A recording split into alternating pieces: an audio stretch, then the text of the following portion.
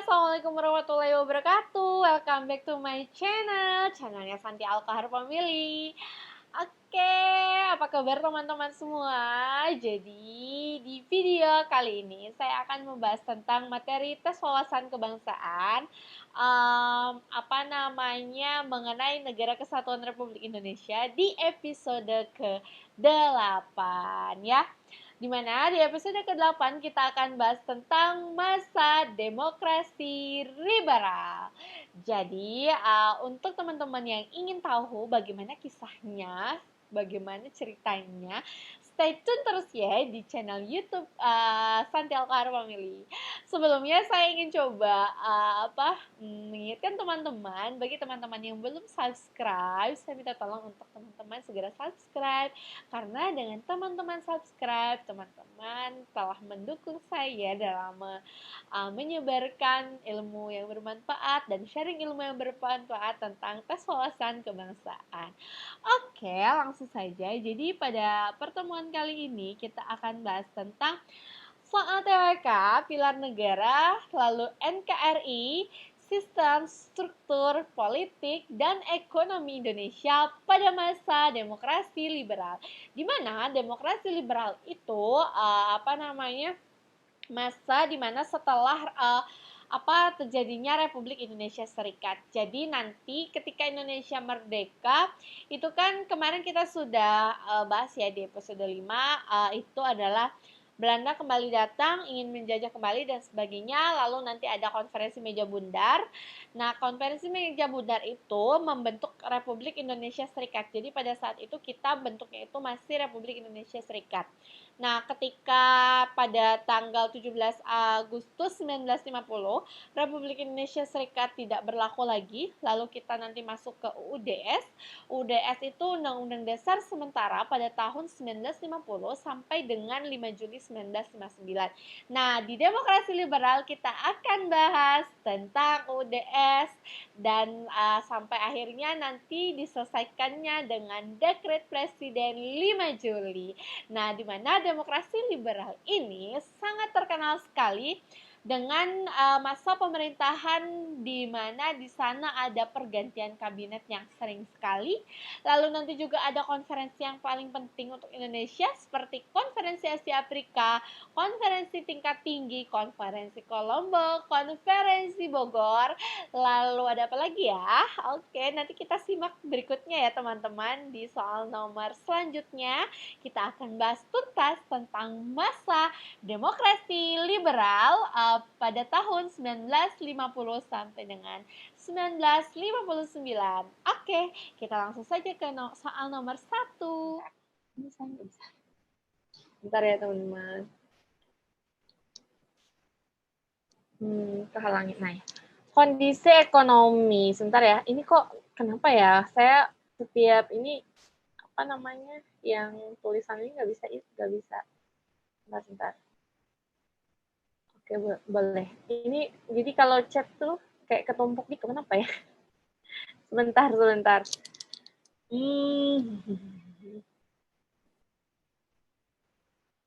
bisa ya. Coba sebentar.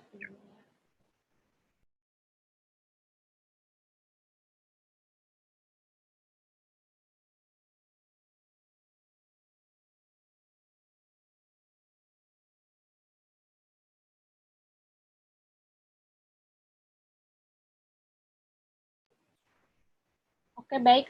Mohon maaf, tadi ada kendala sedikit. Oke. Ini langsung saja.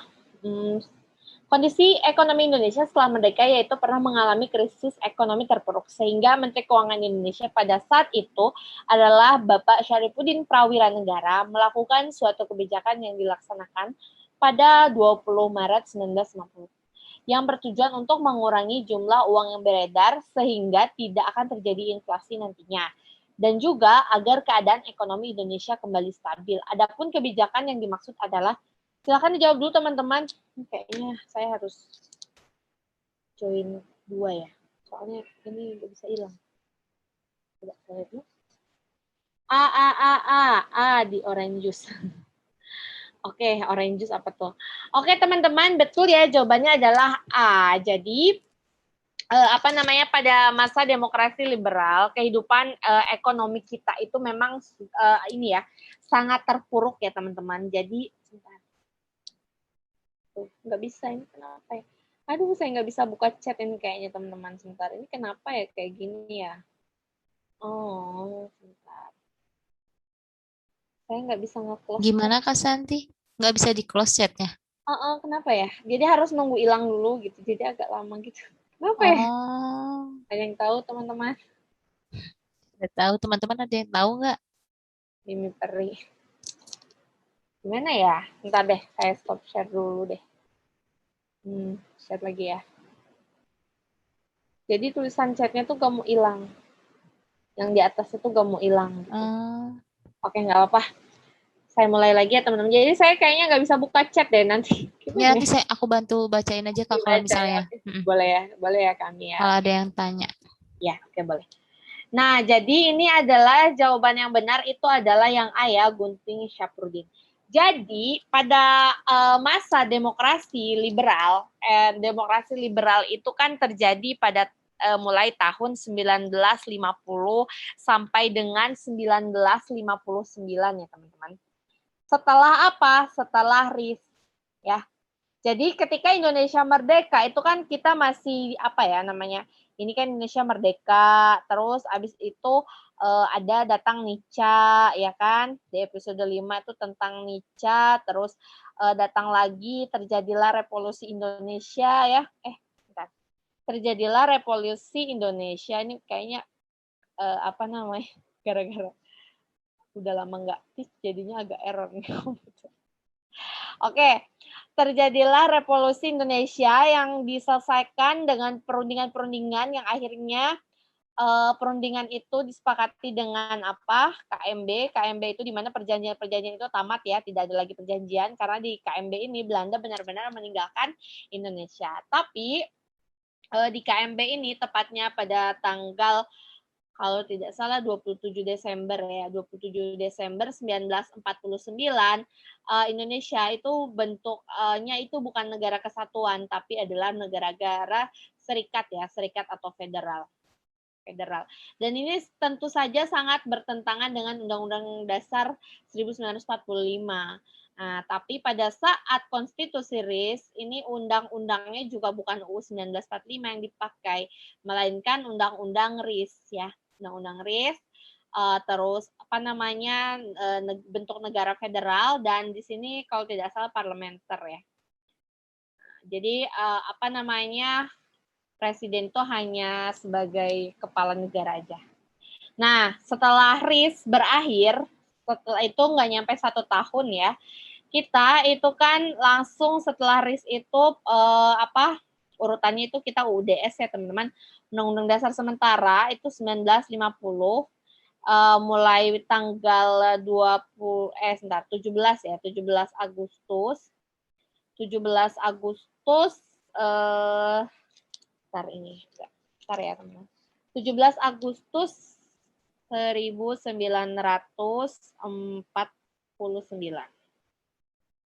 Ya kan? Sampai dengan 5 Juli 1959. Oke. Nah, di 5 Juli ini nanti akan ada namanya Dekret Presiden 5 Juli. Jadi nanti yang apa namanya demokrasi liberal itu berhenti atau tamatnya itu dengan adanya ini Dekret Presiden 5 Juli ya. Jadi gitu. Nah, pada saat apa namanya Indonesia itu undang-undangnya UUDS, terus parlementer dan sebagainya, kondisi ekonomi di Indonesia pada saat itu sangat terpuruk ya. Nah, maka dari itu pada saat masa Menteri Keuangan Bapak Syafruddin Prawiranegara pada saat itu dia apa namanya untuk menghadapi krisis ekonomi pada saat itu dia apa mengeluarkan kebijakan yang namanya ini Gunting Syafruddin. Maksudnya apa? Maksudnya Gunting Syafruddin itu bukan Syafruddin yang digunting ya teman-teman. Tapi uang apa namanya uang mata uang Belanda itu digunting.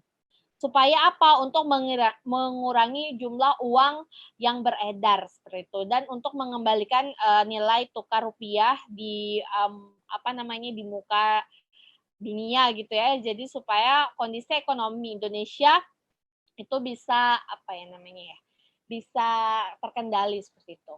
Nah, coba kita lihat pembahasannya.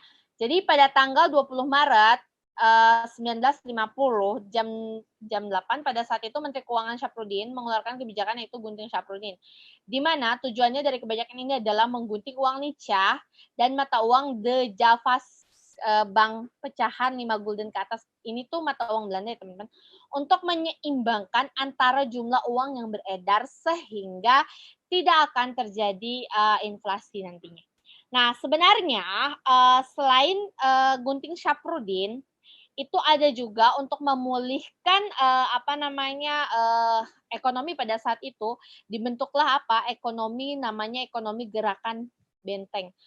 Teman-teman pernah dengar ya, ekonomi gerakan benteng ini dikeluarkan atau menjadi kebijakan dari Bapak Sumitro kalau tidak salah ya.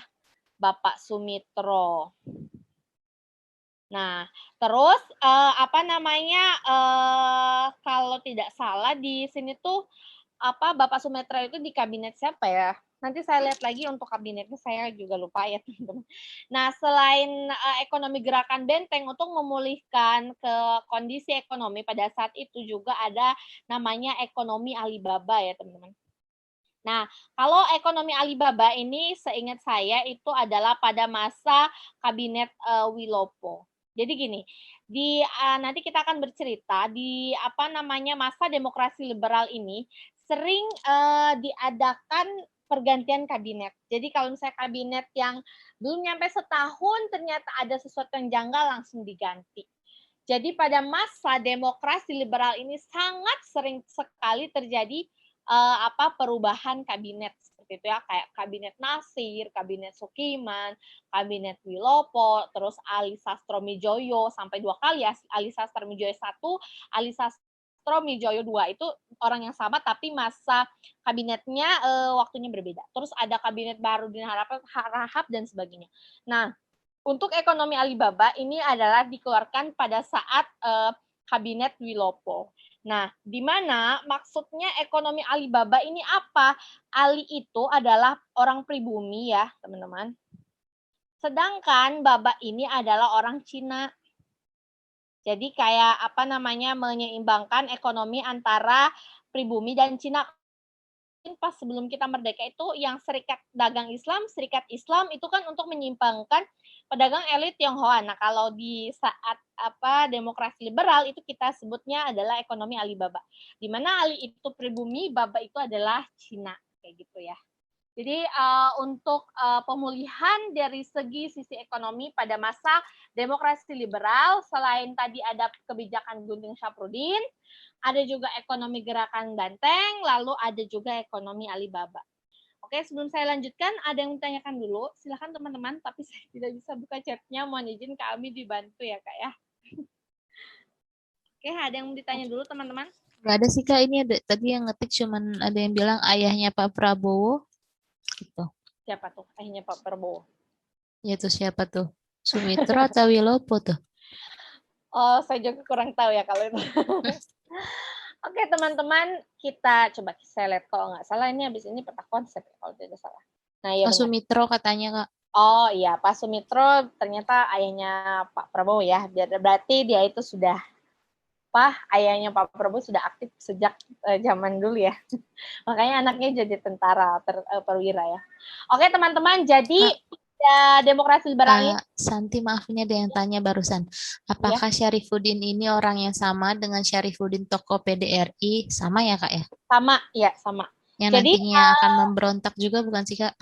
Nanti tuh jadi Syafruddin itu kan Menteri Keuangan. Habis itu nanti sebenarnya sebelum jadi Menteri Keuangan itu kan dia sudah berjasanya itu yang pada saat PDRI itu.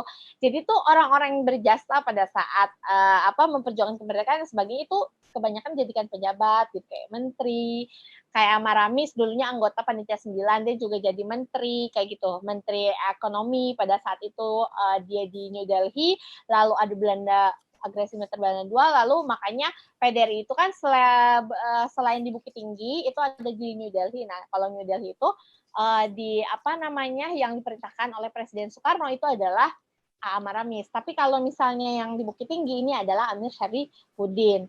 Nah, setelah itu nanti Amir Syarifuddin di masa demokrasi liberal dia dijadikan Menteri Keuangan pada saat itu.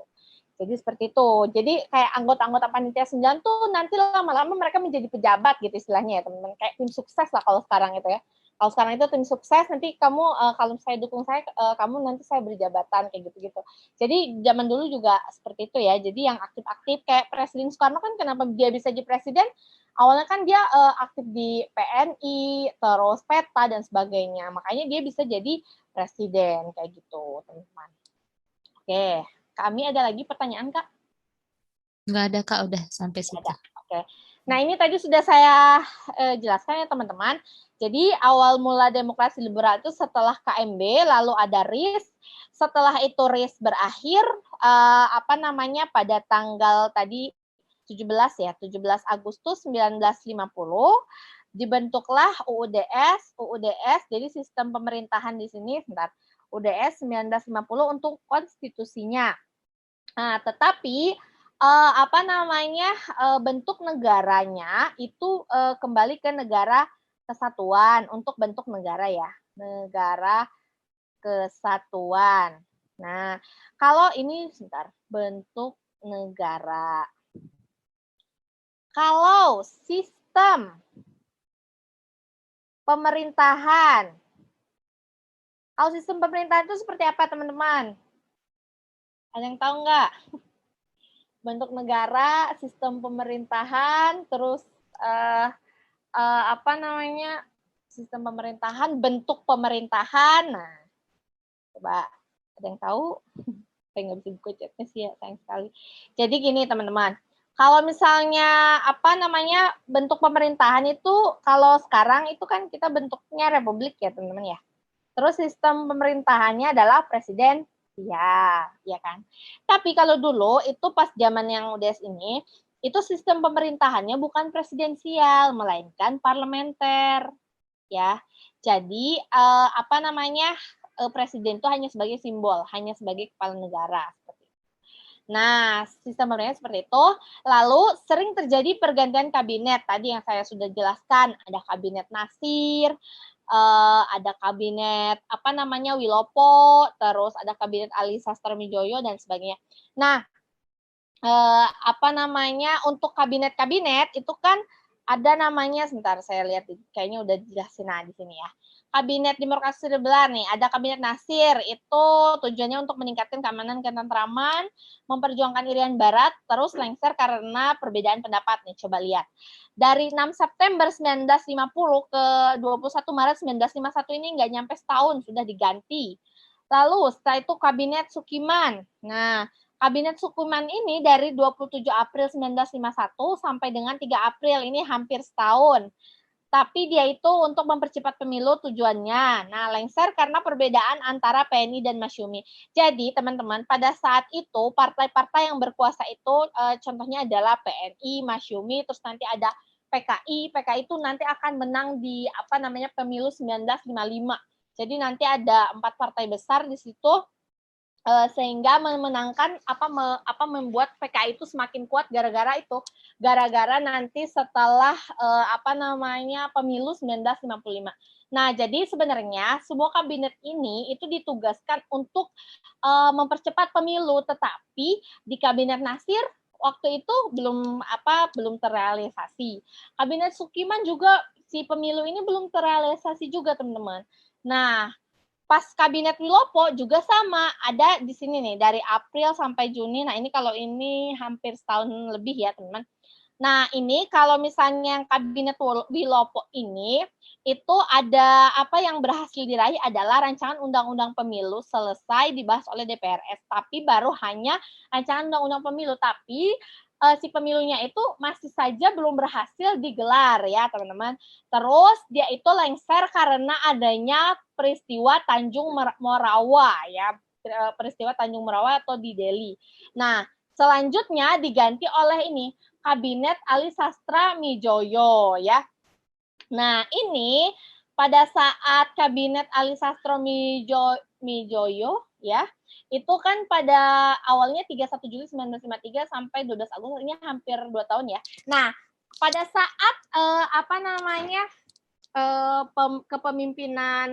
kepemimpinan si kabinet Ali Sastro Midjoyo ini ada peristiwa besar, teman-teman. Peristiwa besar yang sangat berpengaruh bagi rakyat atau negara Indonesia, yaitu adanya terlaksananya konferensi Asia Afrika dan menjadi cikal bakal gerakan non-blok. Lengsernya karena pada masa jabatannya pemerintahan dianggap tidak serius menyelenggarakan pemilu karena si Ali Sastro Midjoyo ini lagi-lagi gagal untuk menyelenggarakan pemilu. Jadi pemilu tuh sudah terjadi pergantian 4 kabinet tapi belum juga terrealisasi. Tetapi si kabinet Ali Sastro Midjoyo ini berhasil melaksanakan KAA. Nah, sedikit saya cerita teman-teman, kenapa sih kok bisa ada KAA, kenapa KAA itu harus digelar.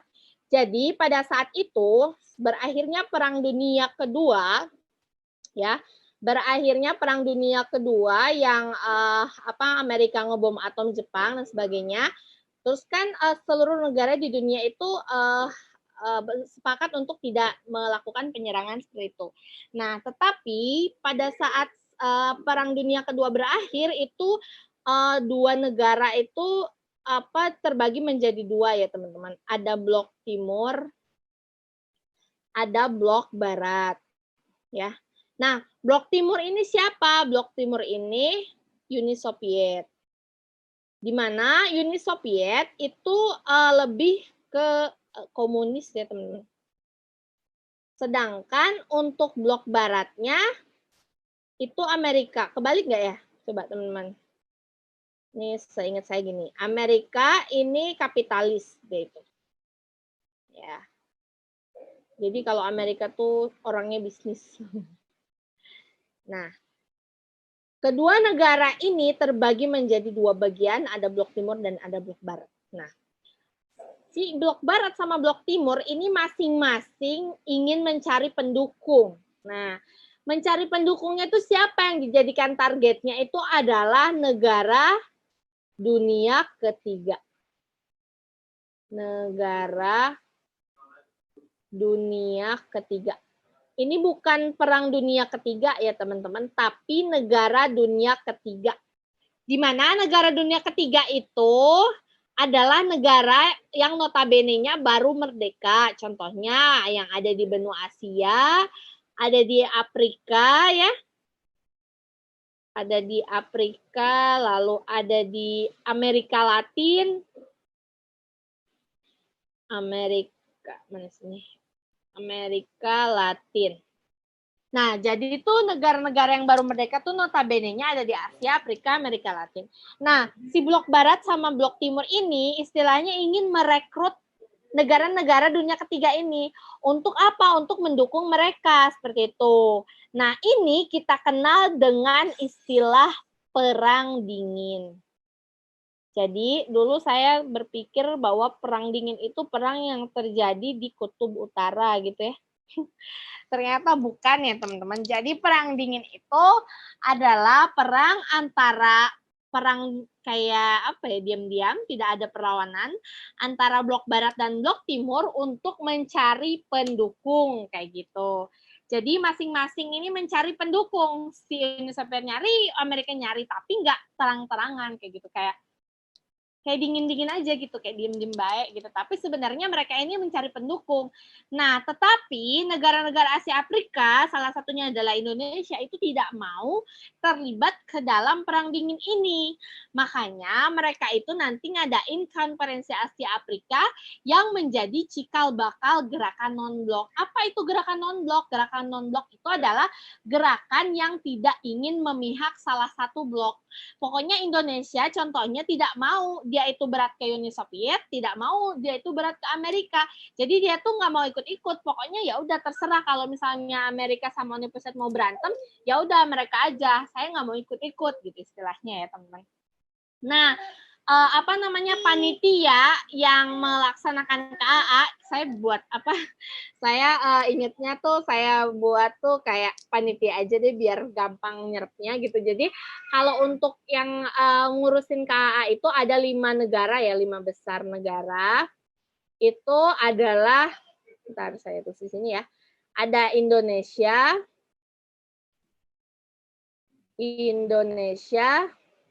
kok agak susah ya nulis. Bentar teman-teman. Indonesia, terus ada India, ada Sri Lanka ya. Sri Lanka. Agak susah saya nulis, kenapa ya teman? Sri Lanka, lalu ada Pakistan. Kayak licin gitu ya. Pakistan. Lalu satu lagi ada Burma. Burma itu Myanmar ya teman-teman. Nah, 5 negara ini adalah negara yang menjadi adminnya, yang menjadi panitianya gitu. Jadi nanti sebelum KA digelar, itu nanti ada konferensi Kolombo, ada konferensi Bogor, yang akhirnya nanti akan digelar KA. Nah, dalam konferensi Kolombo, konferensi Bogor itu tuh nanti dibahas tentang pelaksanaan KA, kapan KA digelar, di mana tempatnya, negara apa saja, negara mana saja yang mau diundang seperti itu. Nah, nanti tuh sebelum KA digelar pada tahun 1955, itu nanti akan disebarkan undangan kalau tidak salah ke 25 negara, terus nanti tuh hanya beberapa negara yang hadir di KA.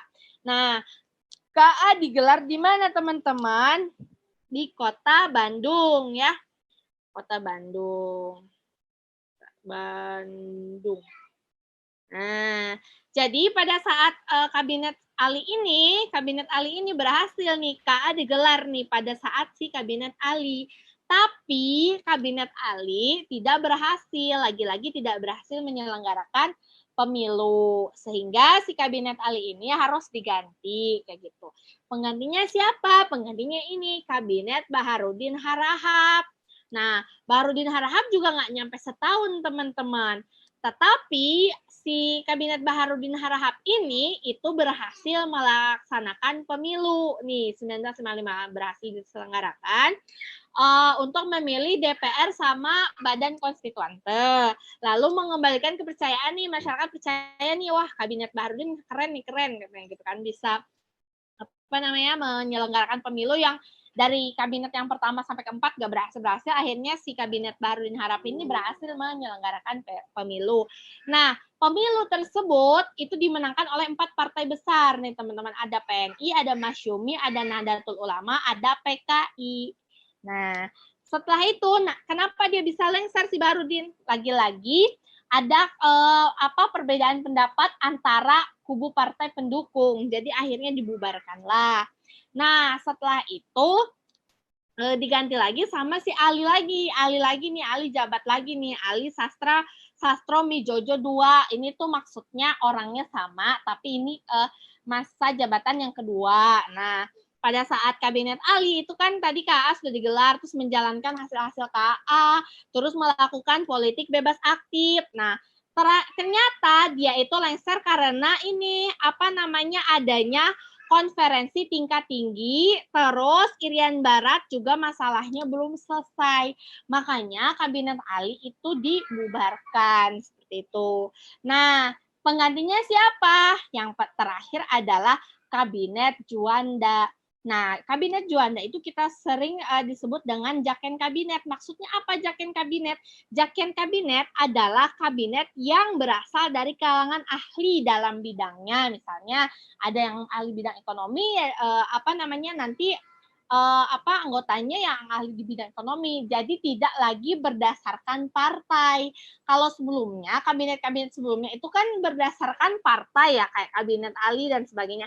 Nah, kalau yang kabinet Juanda ini khusus karena sering berganti kabinet, mungkin presiden menilai ini tidak efektif, makanya didirikanlah kabinet Juanda yang kita kenal dengan Jaken Kabinet, atau anggotanya itu berasal dari kalangan yang ahli di bidangnya. Nah, dalam Kabinet Juanda itu berhasil menyelenggarakan namanya Deklarasi Juanda. Nah, ini merubah tadinya kita itu lautnya 3 mili, tidak 3 mil menjadi 12 mil. Nah, nanti akan dilanjutkan dengan UNCLOS. Nanti ya ada UNCLOS di sini. Bentar, nanti. Aduh, mohon maaf ya teman-teman, ini agak susah. UNCLOS. Nah, seperti itu ya teman-teman untuk kabinet-kabinet nih. Nah, jadi Kabinet Juanda itu kalau tidak salah yang terakhir ya di masa ini. Mana nih? Nah, jadi si Kabinet Juanda ini dari 9 April 1957 sampai 5 Juli 1959, di mana 5 Juli sampai 1959 itu berakhirlah masa demokrasi liberal yang nantinya akan diganti oleh demokrasi terpimpin atau Orde Lama. Sebelum kita lanjutkan soal nomor 2, ada yang bertanya dulu nggak? Silahkan teman-teman. Kami ada yang bertanya, Kak? Nggak ada sih Kak ini. Oh ini ada Kak. Berarti setelah Juanda langsung Orde Baru ya Kak? Belum, masih Orde Lama ya. Jadi demokrasi liberal ya. Kan demokrasi liberal itu 9 tahun ya, dari 1950 sampai 1959. Habis itu nanti Orde Lama dulu. Orde Lama itu dari 59 sampai 65 kalau tidak salah. Nanti demokrasi terpimpin atau Orde Lama. Nanti baru setelah Orde Lama runtuh, demokrasi terpimpin runtuh, nanti lahirlah Orde Baru pada tahun 1967. Setelah Presiden Soekarno lengser. Itu ya, teman-teman. Oke, di sini lagi azan nih, teman-teman. Saya dengerin azan dulu ya sambil dikerjain. Silahkan soal nomor 2. Santi ada satu pertanyaan lagi tadi, nanti aja. Oke, Penamaan boleh. Kabinet apakah berdasarkan nama ketua? Katanya gitu, Kak. Iya, Kak. Iya. Oke. Iya, benar. Jadi berdasarkan misalnya kabinet Ali ya, Ali Sastromidjo ya namanya, berarti si Ali ini yang jadi kabinetnya gitu. Nanti anggota-anggotanya baru nanti siapa gitu, dari berdasarkan partai duduk kursi-kursinya. Oke.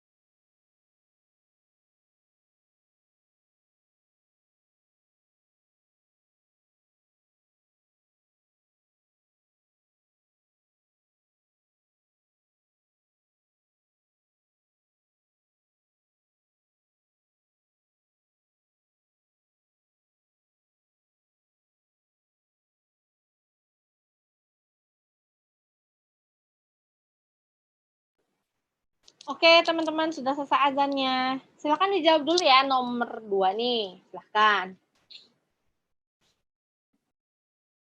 Oke, baru 3 chat, tapi saya juga gak bisa buka sih. Tapi nggak apa-apa, nanti kalau misalnya udah banyak chatnya, berarti udah banyak yang jawab ya. Kak Santi tadi ada yang tanya, Orde Lama ini masuk demokrasi liberal kah? Kalau Orde Lama tuh mulai dari demokrasi terpimpin ya, Kak ya. Baru ada namanya Orde Lama. Kalau setahu saya sih demokrasi liberal tuh bukan, maksudnya Orde Lama tuh yang mulainya dari 59 sampai 65. Tapi kalau demokrasi liberal itu ada sebutannya tuh bukan Orde Lama, apa ya? Saya lupa, demokrasi liberal atau demokrasi, ada tiga nama dia tuh. Tapi saya lupa, nanti saya buka lagi catatannya. Tapi bukan Orde Lama. Jadi demokrasi liberal atau demokrasi apa gitu. Ada dua lagi, pokoknya dia tuh sebutannya ada tiga. Nanti saya lihat lagi ya teman-teman ya. Tapi yang pasti bukan Orde Lama. Kalau Orde Lama itu adalah demokrasi terpimpin. Nanti mulainya dari 59 sampai 65. Oke, kami ada lagi yang ditanyakan, Kak? Enggak ada, kami pada jawab ayam, Oke. siap, ayam telur. Mantap, mantap. Oke, benar ya teman-teman. Jadi jawabannya adalah yang A, Konferensi Asia Afrika ya. Tadi saya sudah jelaskan ya. Di sini terjadi di Bandung pada tahun 1955 pada masa Kabinet Ali ya. Nah, Konferensi Asia Afrika ini kan bertujuan untuk apa? Untuk supaya kita itu nanti sebagai cikal bakalnya gerakan gerakan non blok. Jadi dengan adanya Konferensi Asia Afrika, negara Asia Afrika yang baru merdeka bersatu, kita kerjasama dan sebagainya. Terus sama-sama juga tidak boleh memihak pada satu kubu gitu ya. Nah, sebelum dilakukan konferensi Asia itu nanti dilakukan dulu konferensi Kolombo. Setelah konferensi Kolombo itu nanti tahapnya itu adalah konferensi Bogor. Nanti setelah itu baru konferensi Asia ini ya. Ini tahap 1, ini tahap 2, ini tahap 3, konferensi Asia Afrika. Lalu nanti ada konferensi tingkat tinggi atau KTT. Lalu nanti lahirlah di sini gerakan non blok seperti itu. Coba kita lihat pembahasannya. Nah, pada Kabinet Ali tanggal 31 sampai 12 Agustus 1955 telah terjadi salah satu konferensi yang sangat berpengaruh bagi bangsa Indonesia, yaitu adalah Konferensi Asia Afrika. Dampak Konferensi Asia Afrika adalah berhasil menggalang persatuan dan kerjasama di antara negara-negara Asia Afrika, membakar semangat dan menambah kekuatan para pejuang. Lalu kota Bandung menjadi terkenal ya teman-teman. Jadi dengan adanya konferensi, kan waktu Konferensi Asia Afrika yang dari beberapa negara itu kan kota Bandung tuh kayak hotel, terus sebagian juga ada rumah warga, wisma dan sebagainya, itu kan digunakan untuk tempat menginapnya mereka ini bangsa dari Asia Afrika kayak gitu. Nah, setelah Asia Afrika digelar nanti kan ada KTT, lalu setelah konferensi tingkat tinggi lalu nanti akan ada namanya gerakan non blok seperti itu ya teman-teman. Nah, di sini nih ada peta konsepnya. Jadi peta konsep tadi sudah saya jelaskan ya teman-teman. Gara-gara Perang Dunia Kedua berakhir, ke seluruh negara di dunia damai. Lalu setelah itu menjadi blok barat, blok timur. Setelah itu negara Asia Afrika bekerja sama supaya tidak memihak kepada salah satu kubu. Nah, salah satunya itu dilakukan konferensi Kolombo, pertemuan singkat seperti itu untuk membahas ini. Intinya tuh dari konferensi Kolombo ini untuk membahas ini. Jadi ini tuh kayak goalnya gitu ya teman-teman, goalnya. Jadi tahapannya itu dilakukan konferensi Kolombo dulu, setelah Kolombo baru konferensi Bogor di Istana Bogor di Indonesia. Lalu setelah itu dilakukan KA juga sama di Bandung ya teman-teman. Jadi Indonesia nih hebat ya, makanya saya tuh kemarin ya, kalau tidak salah kemarin tanggal berapa ya? Tanggal 21 Juni. Sekarang ini tanggal berapa? 23 ya? Bentar saya lihat tanggalan. Lupa saya. Ya, tanggal 21 Juni kalau tidak salah itu kan mengenang 120 tahun Pak Soekarno ya. Itu saya lihat cerita, sedih sih sebenarnya teman-teman. Ini tapi waktunya masih 17 menit lagi ya. Oke, jadi itu saya sedikit cerita ya. Pak Soekarno ini karena saking dia itu kayak berjasa gitu ya untuk negara-negara kayak contohnya Asia Afrika dan sebagainya, itu tuh mereka itu di sana, di luar negeri sana, di negara mereka tuh kadang ada nama jalan itu ada nama Pak Soekarno-nya, terus ada nama taman ada Pak Soekarno-nya, terus ada patung Soekarno dan sebagainya. Saking hebatnya, saking berjasanya Pak Soekarno pada masa itu kayak gitu teman-teman. Jadi tuh dikenang gitu sama negara lain selain negara kita, tapi Pak Soekarno juga dikenang. Nah, tapi saya itu sebenarnya sedih ya teman-teman. Jadi pada pas kemarin itu pada tanggal 21 Juni itu di TVRI ya, kalau tidak salah saya nonton itu tentang 120 hari wafatnya Pak Soekarno. Tapi sebelum dia wafat itu karena setelah kan waktu itu tuh ceritanya gini, Pak Soekarno itu kan kalah ya teman-teman, maksudnya tidak dipercaya oleh rakyat. Akhirnya pada tanggal 22 Februari itu Pak Soekarno itu kan lengser ya dari jabatannya. Nah, setelah itu kan Pak Soekarno itu di ini ya teman-teman, di menjadi tahanan politik, jadi dia itu nggak boleh kemana-mana.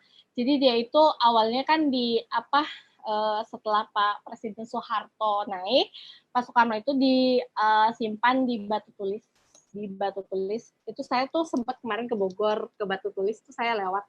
Oh ini ya, dulu tuh zamannya Pak Soekarno lengser tuh dia disimpan di Batu Tulis ini. Tapi ketika di Batu Tulis itu anaknya Pak Soekarno, saya Rahma ya kalau tidak salah, Bu Rahma Soekarno Putri kalau tidak salah, dia jemput ke Bogor. Ternyata Pak Soekarno itu kan sakit-sakit, dia tuh sakit ginjal ya teman-teman. Terus akhirnya menyebabkan Pak Soekarno itu dipindahkan ke Wisma Yaso di Jakarta.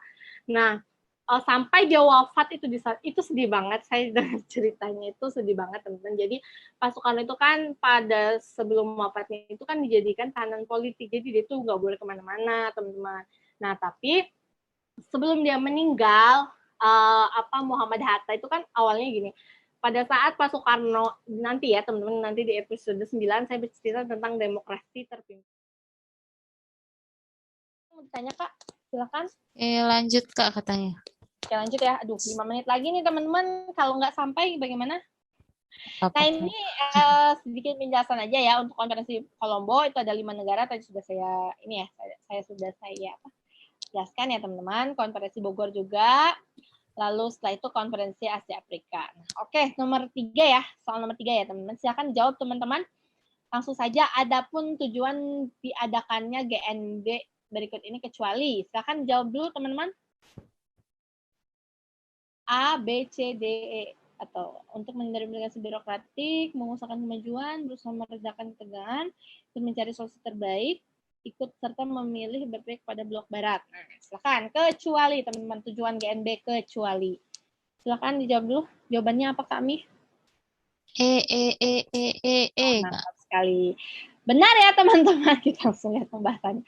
Jadi tujuan dari gerakan non-blok itu adalah untuk menghindari implikasi birokratif dalam membangun kerjasama, mengusahakan kemajuan, lalu mencari solusi terbaik, tidak memihak antara blok barat dan blok timur. Jadi yang salah itu yang E ya, ikut serta memilih berpihak kepada blok barat, blok timur. Sedangkan gerakan non-blok itu namanya non-blok. Tidak mau berpihak antara blok barat, blok timur tuh gak mau. Nah terus KTT di Indonesia itu digelar pada saat gerakan non-blok ke-10, yaitu dilaksanakannya di Jakarta. Seperti ya teman-teman. Oke lanjut nomor 4 ya, ini kayaknya nggak terlalu banyak materi nih. Silakan teman-teman dijawab, adapun tujuan dibentukannya Badan Konstituante pada masa Kabinet Baharudin Harahap adalah untuk, silakan dijawab teman-teman nomor 4. Ini agak cepat ya, soalnya udah mau 7:30 ya, teman-teman mau bimbel ya. Silakan. Apa jawabannya Kami? Belum ada yang jawab Kak. B bukan ya Kak, aku jawab B bukan. Nggak tahu deh. B, oke mantap. B? Betul nggak ya? A atau B ya Kak? Atau apa nih Kak? A atau A? Oke, coba jawabannya teman-teman, B atau A? Aku lupa. B atau A? Sudah ada yang jawab Kak? A, pada jawab A Kak. Oke, nggak apa-apa. Oke, nggak apa-apa. Coba kita lihat pembahasannya. Ya, jadi Badan Konstituante itu kan sudah pada masa UUDS ya, Kak ya. Jadi kalau UUDS itu kan berarti sudah UUDS 1950 kan. Nah, nanti diharapkan UUDS 1950 itu ada undang-undang baru lagi kayak gitu. Berarti kan ini dari masa UUDS ini kan. Nah, tapi ternyata setelah 2,5 tahun berjalan, Badan Konstituante itu tidak berhasil membuat undang-undang baru untuk menggantikan UUDS, sehingga nanti di Dekret Presiden 5 Juli undang-undangnya itu nggak ganti lagi. Nggak undang-undang baru lagi juga, tapi balik lagi ke Undang-Undang 1945. Nanti di soal nomor 5 nih kayaknya ada Dekret Presiden. Oke, paham. Terkecoh. Ya nggak terpleset. apa terkecoh manja ya. Jadi jawabannya A ya teman-teman. Oke, kita langsung saja, ini kayaknya sudah jelas, sudah 19.30. Aduh, mohon maaf. Silakan teman-teman. Dekret Presiden 5 Juli, ini udah nggak ada materi nih. Fix. Yang isinya sebagai berikut kecuali, silakan jawab. Ayo. Bubarkan badan, tidak berlaku UDS, berlaku kembali UUD untuk. Oke, mantap. Ada jawab itu Ya. Kak. Ya. Yes. Kak Santi santai nggak apa-apa katanya Kak. Selalu Kak. Oke. Betul ya. Jadi jawabannya adalah E, Ganyang Malaysia. Isi dari Dekret Presiden 5 Juli itu adalah bubarkan Badan Konstituante, tidak berlaku UDS, berlaku kembali UUD 1945, membentuk MPRS dan DPAS. Nah, sedangkan yang Ganyang Malaysia itu dikeluarkan pada saat nanti kita bicara tentang konfrontasi dengan Malaysia. Jadi saya tuh pas kemarin dengar Pak Soekarno yang 120 hari itu, Bu Rahma ya, kalau tidak salah anaknya Pak Soekarno tuh bilang, jadi pada saat itu tuh kan ada konfrontasi dan Malaysia. Nah, Malaysia ini sebenarnya belum terbentuk negara Malaysia itu belum ada. Jadi kayak mau dibuat oleh Inggris seperti itu. Nah, jadi pada saat nanti konfrontasi dengan Malaysia yang nanti akan memperebutkan wilayah Sabah Sarawak itu tuh nanti ada Thailand, terus ada Indonesia, terus ada Malaysia. Nah, sebenarnya setelah konferensi Malaysia itu PBB itu menyarankan supaya Indonesia itu berunding dengan Malaysia, Thailand. Nah, nanti tuh mereka itu sebenarnya berunding, teman-teman. Nah, berundingnya itu di Mapilindo ya kalau tidak salah. Nanti tuh ada namanya konferensi Mapilindo itu untuk menyelesaikan konfrontasi ini. Nah, tujuannya si Mapilindo itu nanti untuk bertanya kepada rakyat Kalimantan Utara ya kalau tidak salah. Si Kaltara itu kan ada di perbatasan daerah Sabak Sarawak itu. Nah, maksudnya Pak Soekarno itu untuk berunding ini tuh nanti si rakyatnya ini tuh kayak nanti pembebasan Irian Barat itu kayak papera ya teman-teman. Kayak ada pendapat rakyat si ini tuh nanti bersedia nggak gitu, nanti mau kemana kayak gitu intinya ya. Tapi si Malaysia ini mengkhianati konferensi yang sudah disepakati. Jadi belum dia tanya ke rakyat Kalimantan, dia malah mengumumkan bahwa Federasi Malaysia sudah dibentuk kayak gitu. Makanya Pak Soekarno ini marah. Federasi Malaysia, mohon maaf teman-teman tulisannya agak jelek ya. Nah, Pak Soekarno tuh marah. Santi maaf. Ya. Mapindo tuh Malaysia, Filipina, Indonesia ya Kak? Iya kayaknya kalau tidak salah ya. Oke. Nah, setelah itu Pak Soekarno ini marah karena apa? Belum si Malaysia dan sebagainya ini tanya ke Kaltara ini, belum ada papera. Nanti kan kayak Papua juga nanti setelah perjanjian New York digelar, nanti kan Papua ditanya tuh papera itu pendapat rakyat ya. Jadi mau jadi NKRI atau pisah dari NKRI gitu istilahnya. Nah, si Kaltara ini belum lagi ditanya, si Malaysia udah pede mengumumkan bahwa Federasi Malaysia sudah terbentuk. Nah, terus makanya Pak Soekarno marah, akhirnya dia mengeluarkan namanya Ganyang Malaysia. Nah, Ganyang Malaysia itu ada isinya pidatonya Soekarno tentang Ganyang Malaysia. Saya merinding didengarnya. Pak Soekarno tuh keren sih kalau misalnya dalam kayak pidato-pidato gitu ya, kayak ngeluarin tritura juga dia tuh benar-benar marah gitu. Bubarkan negara boneka buatan Belanda kayak gitu, kibarkan bendera merah putih, terus bersiaplah mobilis, penuh semangat gitu teman-teman. Sama halnya dengan dia melakukan pidato Ganyang Malaysia, terus gitu. Isinya tuh ya Pak Soekarno cerita tentang Ganyang Malaysia. Nah, dampak dari Ganyang Malaysia ini KBRI ya disebutnya tuh yang duta besar ya, duta besar kita ada di Malaysia itu didemo oleh rakyatnya kayak gitu. Indonesia gitulah pokoknya, makanya Indonesia sama Malaysia kan agak-agak gimana gitu ya teman-teman. Jadi ini gara-gara ini konfrontasi dan Malaysia jadi kayak perebutan wilayah ini. Nah terus yang bikin Pak Soekarno tambah ilfil lagi teman-teman, setelah si Malaysia itu berkhianat, Pak Soekarno ngeluarin Ganyang Malaysia, PBB lagi-lagi buat masalah. PBB malah buat Malaysia nanti jadi anggota tidak tetap Dewan Keamanan PBB. Makanya semakin ilfil lah Soekarno kan. Akhirnya nanti Indonesia tuh akan keluar dari PBB gara-gara si Malaysia itu sudah jadi Dewan Keamanan, padahal dia baru gabung gitu istilahnya. Jadi Indonesia tuh marah. Yang akhirnya nanti Pak Soekarno tuh membuktikan bahwa Indonesia tuh hebat, makanya dia bangunlah politik mercusuar tadi, bangun bangunan mewah kayak gitu supaya apa, menarik perhatian dunia bahwa Indonesia tuh hebat gitu loh. Maksudnya bukan negara lemah, tapi kita tuh kuat, negara kaya gitu. Kita juga punya kemewahan-kemewahan. Makanya sebenarnya politik mercusuar tuh tujuannya itu teman-teman, untuk membuktikan kepada dunia bahwa negara Indonesia itu hebat. Jadi nanti kita akan cerita ya tentang itu. Nanti saya kayaknya untuk demokrasi terpimpin ini saya akan bagi dua ya teman-teman, karena tuh ada pembebasan Irian Barat, ada Gestapo, ada banyak hal ya di demokrasi terpimpin. Nanti mungkin di episode 9-10 ya teman-teman. Nah, nanti episode selanjutnya nih, kita akan bicara tentang demokrasi terpimpin, Nasakom, politik mercusuar, ada pemberontakan Gestapo, lalu ada pembebasan Irian Barat, terus dan ada juga tadi ya konfrontasi dengan Malaysia. Jadi demokrasi liberal ini berakhir gara-gara ada ini dekret Presiden 5 Juli. Jadi ceritanya tamat ketika dekret Presiden 5 Juli ini dikeluarkan. Seperti itu teman-teman. Oke, mohon maaf jadi lebih 5 menit ya. Nih di sini ada kata-kata mutiara ya. Jadi untuk meraih cita-cita besar, kita tidak hanya perlu bertindak namun juga bermimpi. Tak hanya perlu merencanakan namun harus meyakini. Kami CPNS 2021 salam 500 plus. Terima kasih atas perhatiannya. Saya Santi Rusmanti mohon izin undur diri teman-teman. Terima kasih. Sekali lagi saya mohon maaf jika dalam penyampaian saya terlalu cepat atau ada kesalahan. Selanjutnya saya kembalikan kepada Kak Ami. Selamat malam teman-teman. Terima kasih. Malam, terima kasih.